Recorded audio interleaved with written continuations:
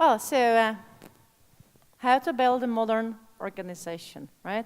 So organizations are evolving. So 1970s, there used to be an organization 1.0, which was kind of a pyramid structure. And that pyramid was full of hierarchy, gathering the power for myself, so I am the most powerful person in the company. A lot of hierarchy, a lot of resources. We don't treat them as people, we call them resources, a lot of bureaucracy, a lot of standardization, and that was where we all live. And actually, there was nothing wrong on it, because it was a perfect match, simple structure, perfect match for the world, which seems to be obvious, seems to be simple, seems to have only obvious problems. That's the Kinevin framework, which you most likely know already from David Snowden, but he pretty much says the world could be classified to those 4 segments. And in the 1970s, we really believed that the world is quite simple, obvious problems, so it's enough if we take best practices. So we've got those bosses who just decide. Isn't that simple? One person to say what the others do, and they just follow the orders. And the most common management tool at that time, carrot and stick. So the employees been working only if they got something promised. If you do that, you'll get this. Or if they got something which forced them to move that direction. That was the general belief of that type of organization. And in general, those people said, well, people are not innovative, they are not smart, they are just workers. And they need me, the boss, to tell them what to do. And those bosses been actually quite successful, so those companies been growing. But eventually, the business changed. And it was not anymore simple as it used to be. So 20 years after, we've got most of the problems which we've been facing in our industry, software industry, IT industry, but pretty much everywhere, they've been complicated. So we find out it's not simple anymore. We can't use the simple structures. So the structure which we came up with was based on deep specialization. So we think if we invest in people, they become great experts. They be wonderful, knowledgeable experts on that one specialized area. So before, we've got one person who could do pretty much anything if he got the orders.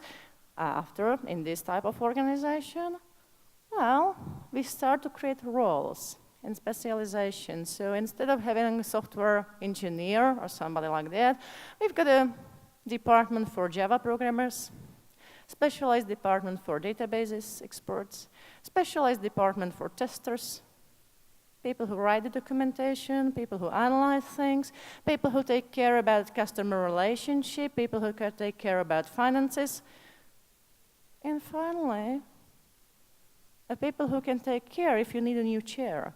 So you are not anymore allowed to do anything else, even if you feel I could do that, because we've got a specialized people, special role. And these people are the experts. And that got certain consequences.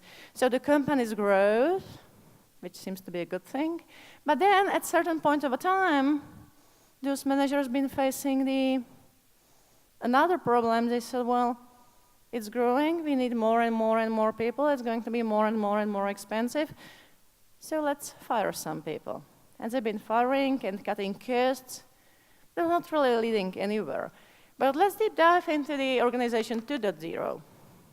There is a model of a tribal leadership I'm going to speak about a bit later, but the most environment and culture and belief from the most of the employees, the expert employees, and the managers in that organization was like, I am great, and you are not. You are not that great as I am, because otherwise you'll be at my position. If you even try a little bit more, you might be the same successful as I am. but you are not that good, right? So, therefore, I am a manager. Therefore, I am a senior vice president of whatever else. Therefore, I am the expert, because I am great, and you are not. And that was the common belief. And that's all about me. And that kind of environmental culture is leading to some special way of leadership, which is called leader-follower. So you might imagine it as, you have the managers, they give the orders, and then we have those followers. We didn't really change that model from the organization 1.0. It's still there, with one exception. Because of that organization doesn't have the pure hierarchy, we find out that there is no God at the top of the organization who would decide. So we try to hide, and we try to call the committees. And we try to hide before the decisions of the other people. So after all, when it turns out to be not wise, not good decision, we can point our finger and say, oh, it's his fault. He was there, he decided, not mine, not mine. So that's what started to be quite common in those organizations. And then, finally, again, the world changed. So nowadays, those problems we are facing as an industry, as people, as society, as companies, they are not simple, they are not complicated, they are complex. Why? Because we deal with a huge communication. There is a huge buzz about globalization. If some even individuals somewhere hidden in, I don't know, China, for example, do something and make it visible through the internet to the rest of the world, that person might influence everybody else's business. So those businesses are interconnected. You are not anymore alone. It's not about your decision. It's about how you are able to react to whatever is happening outside. And because that outside means the whole world, it's not really predictable. You can't really know every single company which may be created or disappear next day. So therefore, we are thinking about complexity. And there have been a lot of talks about complexity. But to address a complexity, we need something which I called Organization 3.0, mostly because I feel that the Agile organization is something which people don't really accept well, so I was looking for a new label. And I got my inspiration from Jürgen Appelo and his Management 3.0. But that's just a coincidence, pretty much. And also the shape of that organization is not anymore the pyramid, it's not anymore the metric structure or the kind of square, but it's kind of a circle which can change. It's more like a network. And here we really focus on different leadership. So we need different leaders. We need companies to be accepting a different culture, to be changing the mindset. We are aiming for the partnership, for decentralization, for self-organization, allowing people to take over the ownership for their decisions, trust, transparency, all those nice words which are, yeah, we are open, we trust each other, but then you face a problem and you realize, no, there is no trust because I'm not able to speak up in front of my colleagues. So that's pretty much the Agile organization, or organization which needs to be in order to let Agile be successful. And it starts with the tribal leadership, which I already mentioned. So it has 5 stages of your internal company culture.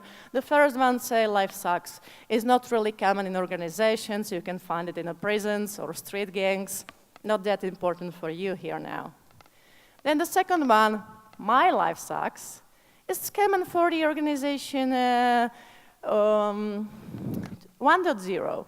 Why? Because, my life sucks because I have to work for that stupid company. And my life sucks because I have an idiotic boss. And my life sucks because the coffee machine is not working, etc., etc. It's really a heavy environment where if you came to that environment, you say, like, I wouldn't like to work here. I don't even understand why the people are staying there. And from that stage, You have to move the people to the one stage next. You have to help them to go one next step to stage 3, which is, I am great already. And there is a huge difference from my life sucks to I am great, because, you know, you are successful. After all, finally, you are successful as an individual. So the third level helps people to become successful. And there is a trouble with that model that you can't skip stages. So what we often do with Agile transformations, when we apply Scrum, for example, we just take environment, a company which is mostly at this stage, and we try to move them somewhere there and say, you know, you see that Scrum, isn't that great? And they say, I just don't get it, my life sucks. And again, they don't even understand what you're speaking about. So you first need to help them to become successful as individuals. So there is nothing really wrong on Organization 2.0 because it helps to create those successful individuals. And once you're done with yourself, so you achieve some success, you're happy with yourself, you feel you're self-confident, you are great, then you might be ready for the next step. And that's actually what we try to create with Organization 3.0 with Agile, is we are great. So the thing is that if you believe we instead of I, and the people will never go for we if they are not done with themselves, if they feel, well, I might not be that good, and those people, I don't really, those people, yeah, you must be self-confident enough so you can say, well, let's make something bigger. I'm ready now. So that's the fourth stage. And the fifth stage is actually, life is great. So again, unfortunately this time, it's not so common in organizations, but you can imagine an organization which doesn't have any competitors. So in we are great, it's like we as a team are great, and those other people are not that great as we are. But in the fifth stage, there are no other people. There is no we and them. It's just us in general. And for example, we fight with cancer. So we don't have a competitors. That company is developing something against cancer. We're developing something against cancer. And if we collaborate, or at least help each other, or not fight with each other, we might win. And it's very difficult to explain that fifth stage to anybody who is somewhere here, impossible even. So, but anyway, people must be done with themselves in order to move next stage. Leadership. So it starts with a question, how can we help people around us? Or how can I help people around me? Both are good. How can I help them to be more successful, better leaders, maybe? And there is actually a very interesting book, which is coming from the environment of US submarine with atomic power, something very, very critical stuff. And David Mark had been pretty much explaining how he changed himself as a commander of that submarine and applied a leader model instead of leader-follower. So leader-follower is clear. You give the orders. People should just do what you say. You must be the smartest one. You must be at the level 3 leadership model. I am great. Because otherwise you can't make orders. While if you are on the next stage, then you say, we are great, and if I want to create that environment, I must help the other people how to become leaders. So it's not anymore about the orders, it's about self-organization, as we say in Scrum, and Agile, but about how to create leaders around ourselves. How the people can become servant leaders, maybe. That's a new buzzword which is about it. But how can I help you to make a decision or to just do things by yourself? And now think about yourself. Think about how you treat the other people. Do you see them as roles, or do you see them as people? I'll give you an example of what I mean. So I'm traveling a lot. Across Europe, there are those small planes, so you have to travel by bus from and to the plane. The bus is pretty much empty with like 5 chairs in it, so a lot of people, the full plane can be there. Well, not that comfortable, but I guess useful. And what you do, just imagine you take off the plane, sit down because you're one of the first passengers going out, sitting in that chair, reading your emails because you are very busy, and then you see the mother and the child. And they are standing because, of course, no chairs are available anymore. So will you see them and treat them as the other passenger who happen to be not so lucky as I am? Well, you know, that happened. There are not enough chairs for all passengers. Well, they should be faster. Well, or be more lucky. Or would you treat them as a people and say, well, maybe I can stand up, maybe I can offer them because they might be tired. It's difficult to, you know, travel with small kids. If you select the first thing and say, well, other passengers, I don't really care, then you pretty much betrayed yourself. And you close yourself into some tiny box, and that tiny box is uncomfortable. So you start in your mind saying, well, she's a not good mother anyway, because it's not a good idea to travel with that small kids. You know, they should be at a forest or playground. It's her fault. And the child is enjoying standing anyway, so. But as you start to think about that, you're closing yourself in that box slower and smaller and smaller and smaller, and feel more and more uncomfortable, and you start to be more and more angry. That's a psychological process in your head. You do the same thing when you go home from work and your wife or girlfriend or husband or whoever being the whole day at home, and you see the dishes which are not cleaned. What do? You might either say, well, she or he might have a hard day, so I'll do that, or just keep it there and don't care. Or you might just say, oh, you've been the whole day at home and you didn't clean your dishes. You are a poor person. So that's pretty much what is the difference between treating people as roles and personalities. And of course, that applies to your organizations a lot. So, you know, the developer, right? He's responsible for testing his own code. And now, he's not a good developer indeed because he didn't test enough and now it's not working. It's his fault, he's really a bad person. Well, maybe not, maybe just, you know, everybody makes some mistakes, so let's discuss how we can change it next time. See him as a people instead of role.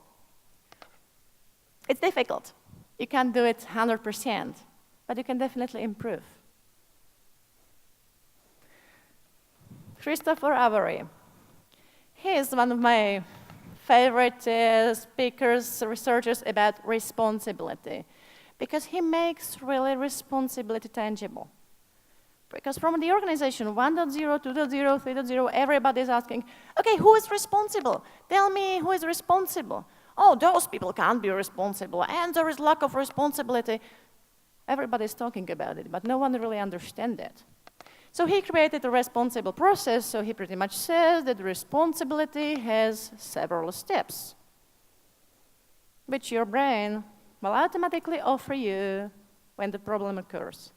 So to give you an example what it really means, well, let's imagine I have my car and I'm going to the shopping mall, and below the shopping mall there is a garage with a very narrow spaces as we usually have in Europe.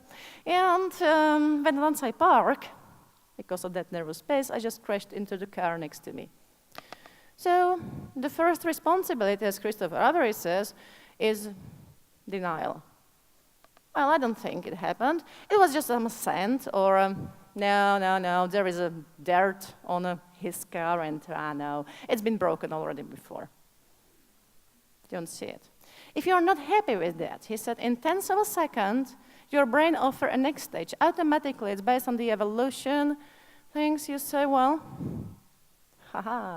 it's his fault. Because, you see, he's not staying exactly at the middle. He's staying a little bit like that.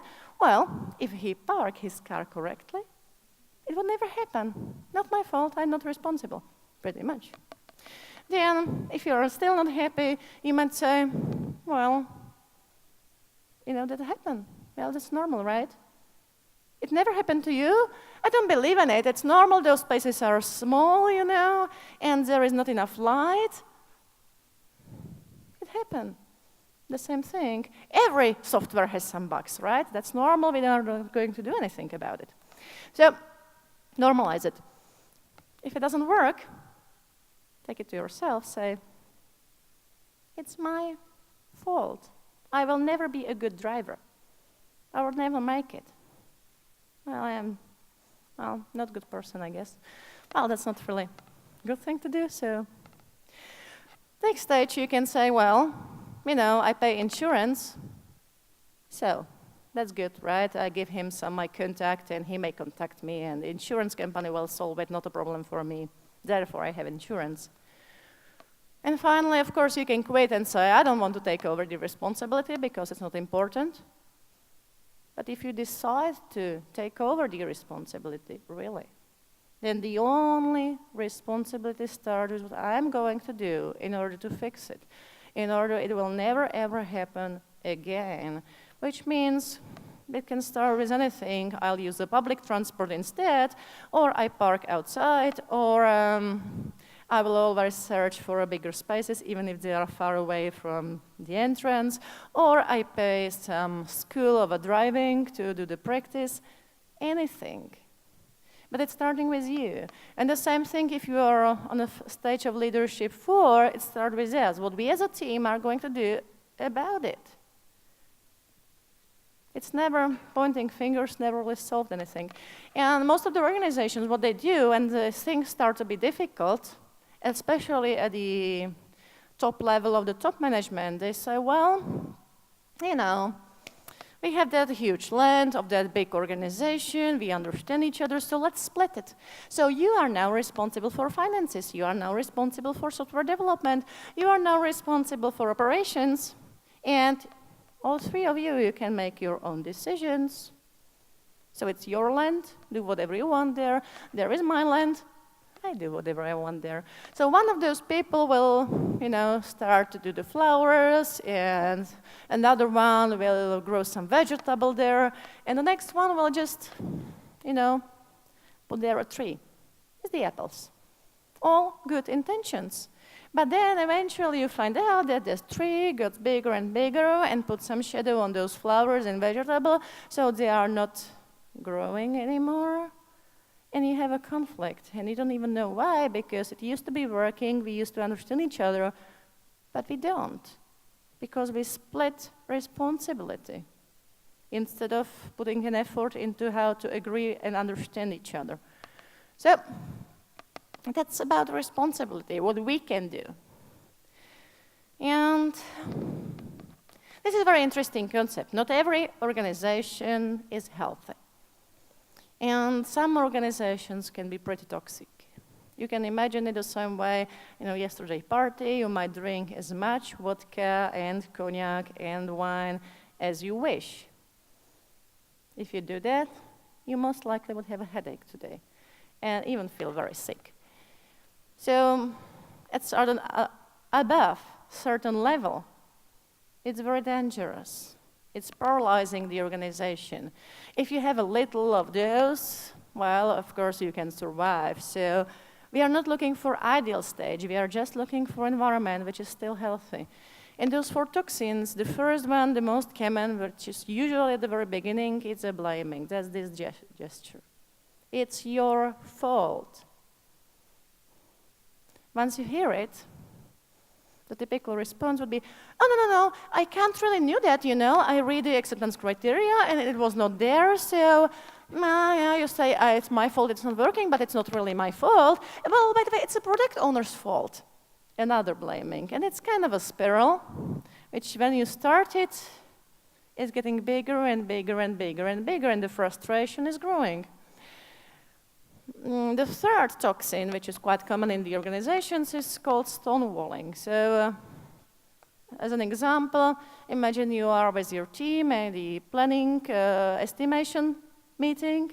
So you do the planning poker, and one of your colleagues is saying, well, you know, it's 5.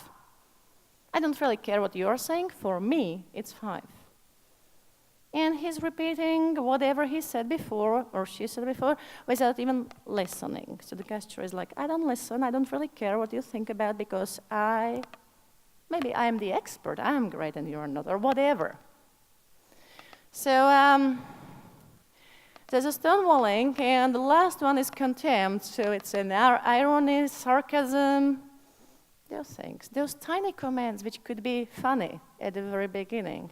So if you have a healthy environment, you can say pretty much anything, because the people will laugh or just say, well, you're really serious? Ah, no, sorry, I'm not.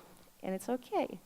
But once the environment became really toxic, then that tiny comments like, there's a bit of sarcasm and irony, so now you do it right, well, you take it as an attack. And again, you reply with another sarcasm, or defensiveness, or blame, or just stonewalling, or whatever else. So the thing is that in your organization, if you want to really make it healthy, you should respect different opinions and build trust and search for those toxins. Once you identify them and get used to them, then you can start using them less and less and less and less. And until there is some level of error, they're not harmful. Like the 1 glass of wine, most of the people can drink 1 glass of wine and nothing really bad happen to them or to the others. But if you drink, 2 bottles, most of the people are not capable of drinking 2 bottles. So that's the same level of toxicity in the environment. Make it very healthy. Then finally, positivity. John Gottman is a psychologist, and he spent his quite extensive research on doing research on couples. And he finally found out that he can predict with quite a high success rate if the couple is going to divorce or not. So he's been having a conversation with those couples, and just because of a ratio of a positive event versus a negative ones, he can say if they're going to stay together forever or not. And he's been really very much successful with that assumption. So he said that for every 1 negative event, you must have 5 positive ones. And that's a healthy environment, that's a good team, or of course, good couple or good company. So what we try to do in our organization, we want to increase the positivity, because the positivity works as a bank account. So you can imagine it as same thing like you have money in your bank. If you have a cash flow around 0, then if anything happens, it could be you got a fine because you've been speeding. Or your mother is ill and you have to pay some medications, or anything. You're in serious troubles because you can't pay for your rent, you can't pay for your food, you can't pay your bills, and you're in troubles. So it brings huge stress. But if you have certain level of your bank account, of a cash at your account, well, if something happens, well, most of the problems like getting a fine for speeding, well, it's bad. I don't want to throw money away just because of that. I'm not happy about that, but, well, after all, I can handle it. It doesn't really bring me serious troubles. And that's the same thing. If you have a team, and in a team you have a conflict, if your positivity account in general as a team or organization is very low, the people are frustrated, demotivated, and don't want to do anything, then every tiny thing makes a huge storm.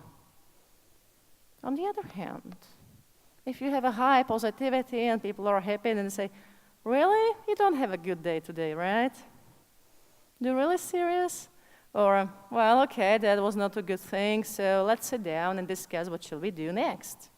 So that's a difference between the traditional organizations, 2.0, 1.0, which are pretty much in the tribal leadership, my life sucks, or you are not good, because I am great, then those have, in general, usually lower positivity. While the other ones where we say, we are great, already that philosophy makes you more positive than anything else, so you happen to be a bit more successful. How we can gain positivity? Well, talk about good things, make a positivity wall, go for beer, or just have fun, celebrate. It can be tiny things. But as a leader in your organization, you should make it visible, built on top of it. And think about that ratio, 5:1. And of course, if you have more, it's even more healthier. Then you can survive pretty much anything. Change. Change is everywhere now. So John Kotter spent his life in describing a change and how you should do it.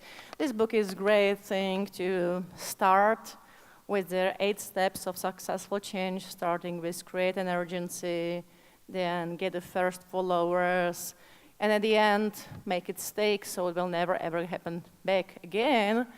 But there is something more interesting from my perspective, and it's coming to the realization how do change really behave? What is the behavioral perspective of a change? How do people react if they are facing a change?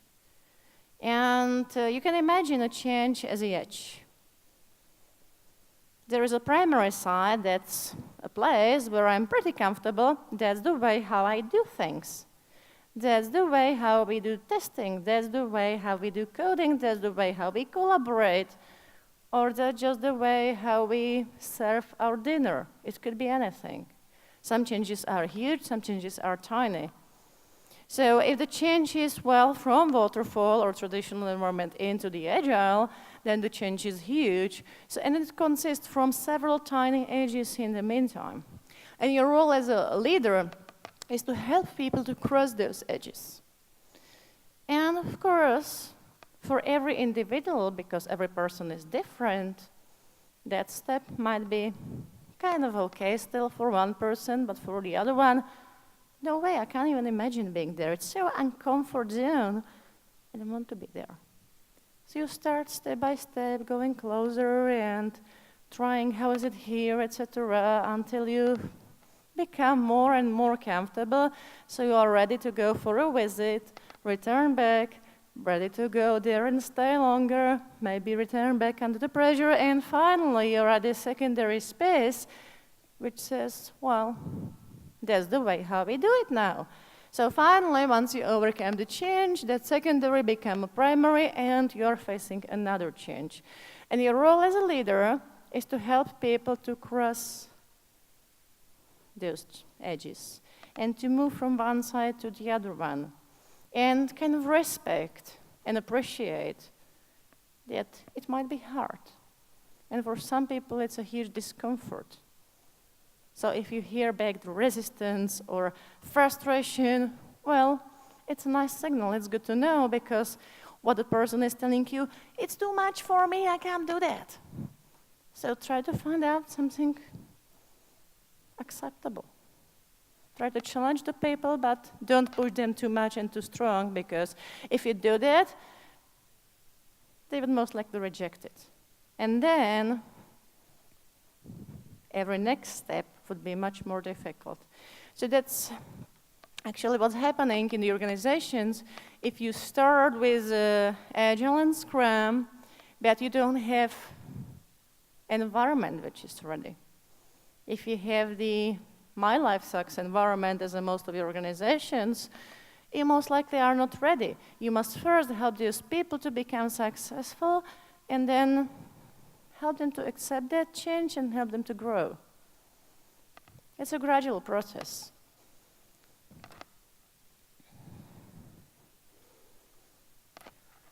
Niels Flying finished his book, Organized from Complexity, recently, and one of his findings, or what he says, how the organization should look like in the modern, complex world, is decentralization. So he said, well, in organization 1.0 and 2.0, we've got those bosses, or managers, or committees. It was still being centralized somehow. There had been someone else who decide and someone else who do that. But the decentralization and the modern organizations are built in communities, networks, virtual teams. You can imagine it as a flotilla of small boats. They are going to the same direction, all those boats by themselves, with the autonomy every boat has. As the opposite of the huge tanker, which we used to build with organization 1.0, 2.0, we try to build a tanker and try to make it flexible, change reactive, etc. But that's not possible because that boat, if it starts to go that direction, it takes a long time until it stops and change the direction. On the other hand, if you have a flotilla of small boats and they understand the context, so they are running the same game, that's much better because those tiny boats react on whatever is happening right there. They don't have any central control. It would be saying, well, you know, there should be windy, so do this, this, and that. Well, maybe it's not windy. It should be windy, but it's not. We are here, so we make our own decision in order to succeed. And in our Agile organization, what we do, we often do diverse and merge practices, which means whenever we start with something like, for example, a planning session, we might start together, then distribute into the small groups, create certain plan, and then come together again and merge it and discuss if it still fits together. So it's not about complete autonomy, it's about more like autonomy within certain boundaries. And those boundaries for the organization can be pretty small. If that one boat out of that flotilla would just decide, I go this direction instead of that direction, well, they may crash. Or they may never make it. So they are not free. There is not anarchism, but still decentralization is quite flexible. It allows you to react on changes. And then last thing is from this group is a system. So try to look at your organization from a system point of view. What does that mean? Imagine you are 5 kilometers above your organization, watching from a top down. From that perspective, you can't really see those tiny problems which the people have. But you see how the overall system behaves. And you're searching for patterns, and you're searching for voices of that system. And the voice of that system might be one frustrated individual who's saying, I don't know what to do, help me, or anything. While, you know, from traditional perspective, you might say, oh, that person is demotivated. We should fire him. That's the most common reply which I get in the companies. And what they say, well, maybe not. If you look at it from the system, then you take it only, well, that system is trying to tell us something. The system is trying to tell us there is something wrong here, help us, we don't know what to do. So if you look at it from the system perspective, you truly believe that everyone is right, but only partially. That's something which all the coaches should believe, and that's the approach, like we as Agile coaches are approaching the organization, because we don't really know those details. So the only thing we can do is look at it from the system perspective, from a very top, and search for those voices and see the problems. If there is a huge problem, I'm pretty sure that all of that group would be complaining and saying, I'm not comfortable, do something. So that's a system point of view. And at last, I finished a book, which is called The Great Scrum Master. It should be published in about 2 weeks. We are late in our plan. It's supposed to be online at this conference, but it's not. Technical difficulty is something. But it's a book which is dedicated not only to Scrum Masters, but all the leaders in the organizations who want to create such organization 3.0.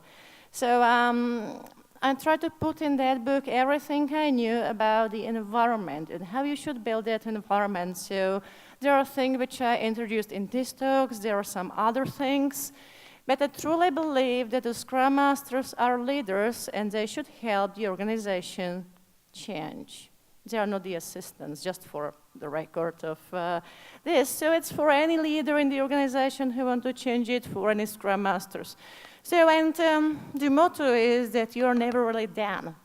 Because whenever you achieve whatever your goal is, you have a complete brand new world and you may need to improve again.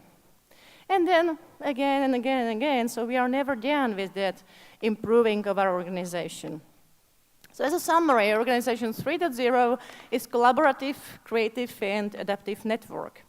So you can imagine it as that ball where you have those centers, those dots, autonomous centers which have certain autonomy, certain responsibility, but they are not living in the vacuum. They are living in a close connection with the other centers. There's those wires which are coming from them, so they have to react on each other. They have to be adaptive and changing. And if you want to build such an organization, you should help all people in your organization to become leaders. And to apply those tribal leadership model, stage 4, stage 5, and to apply that leadership model leader instead of leader follower. And again, it's about decentralization, building a network, communities, and about positivity, because if you want, you will make it. In any organization ever, you will make it. The only thing is in your head. The only problem might be in your head. If you truly believe and truly want, you will find it out. So, thank you very much. If you have any questions.